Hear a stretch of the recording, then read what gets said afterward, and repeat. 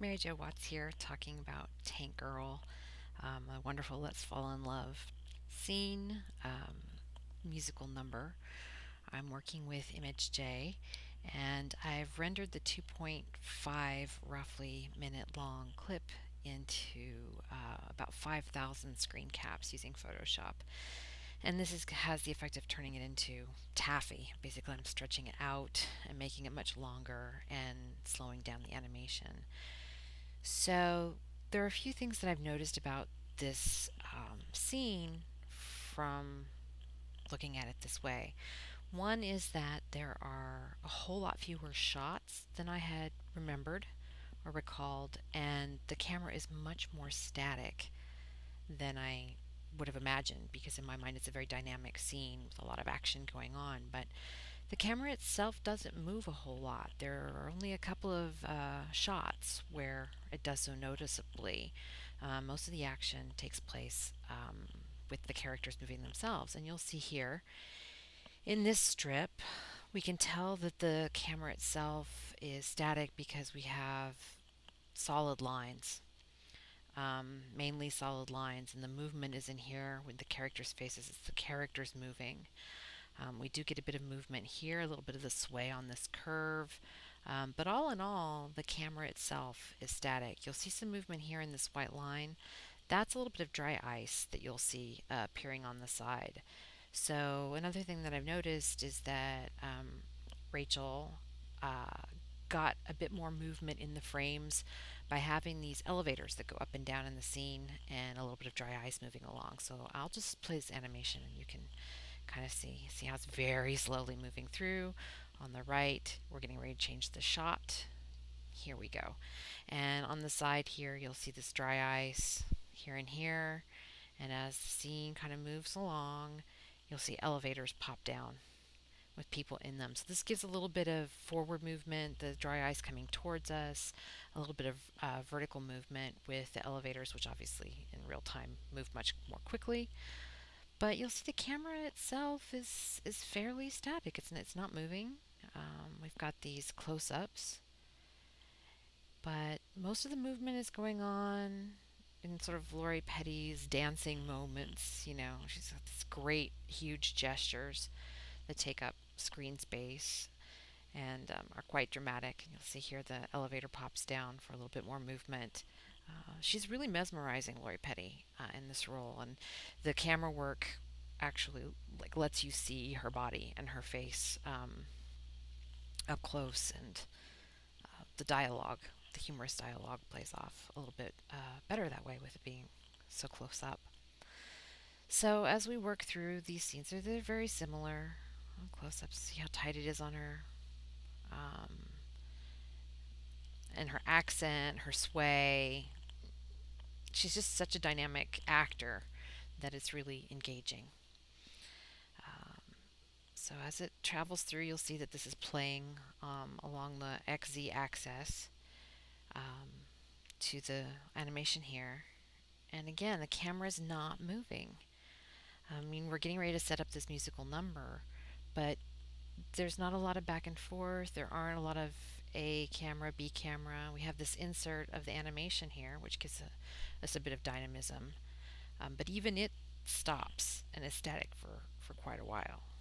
And then back to the static scene where the elevators are gone, but this smoke is really pretty much, and the costuming is pretty much what we've got in terms of dynamism. And this sort of goes on for a bit um, as they work out whether or not the character will be singing the Cole Porter tune.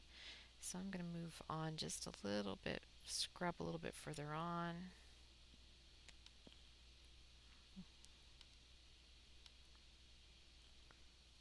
See, and then the dry ice kind of comes out. And the movement actually happens here. This is a Berkeley kind of moment too, with his musical numbers, closing in on the characters together in this sort of shot makes them look a lot more numerous than the extras probably on set were. I'm guessing.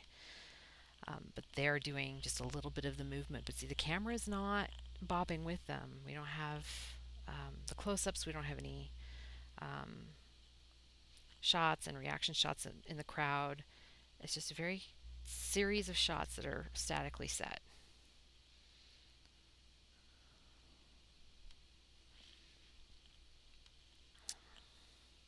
Now you see here we do get a slight bit of movement with this one.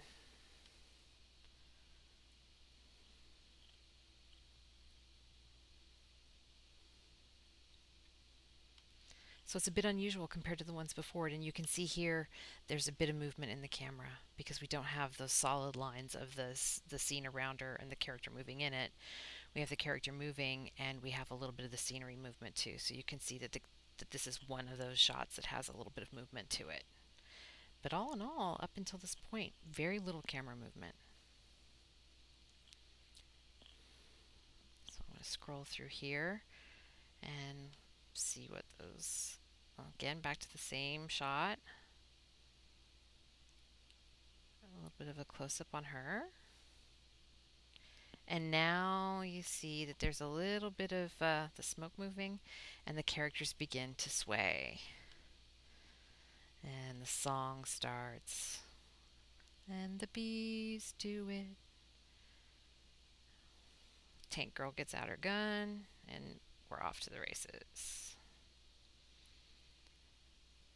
But again, you might expect to see various camera angles on her, but this is shot one setup to another setup, and the character's moving in a frame. So there's only been that one shot with too much movement in it from the camera's point of view, from the point of view of the camera actually moving. I'm going to scrub a little bit through because these scenes are very similar, and then the dancers start. Now there aren't any cuts back and forth in these shots, and that's very much along the Berkeley lines. He would let with a wide shot and master shot, he'd let everything play out for the most part, and that's what we're seeing here.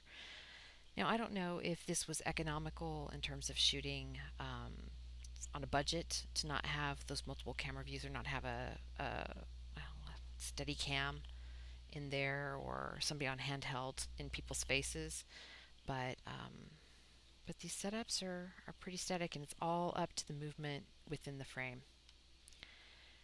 So if I scroll back a little bit, again we get this wide shot and then this dynamic funness right here. So what's happening with this camera movement? Let's take a look. We've got a little bit of pan out here. It's not where I want to zoom out.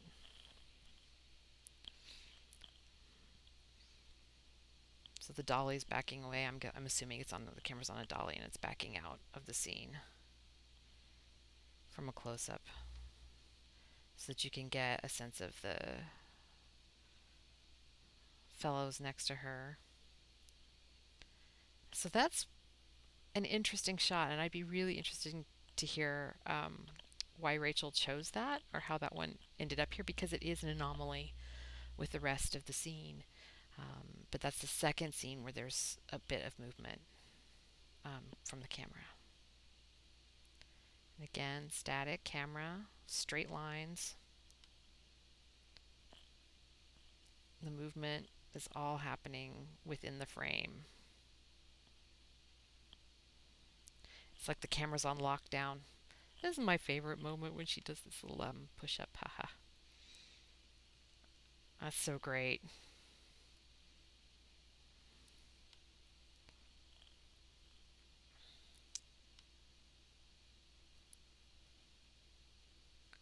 And then you get this really interesting bit here where you can see, if you sort of close in a bit, that you're going to see some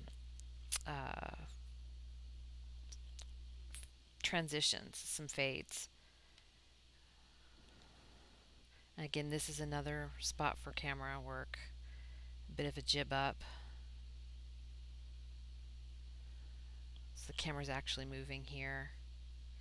And we get this Berkeley moment of the waterfall, moving around in the waterfall.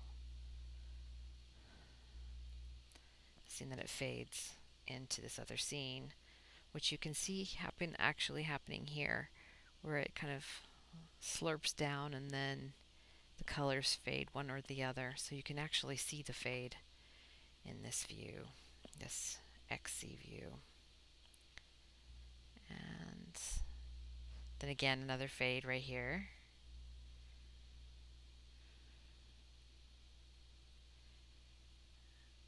And the finale movement that's still got a bit of a fade of the scene transposed over each other, and then we zoom in to the actual camera movement happens outside of it, this fantasy realm. And then our hero gets what's the dance number?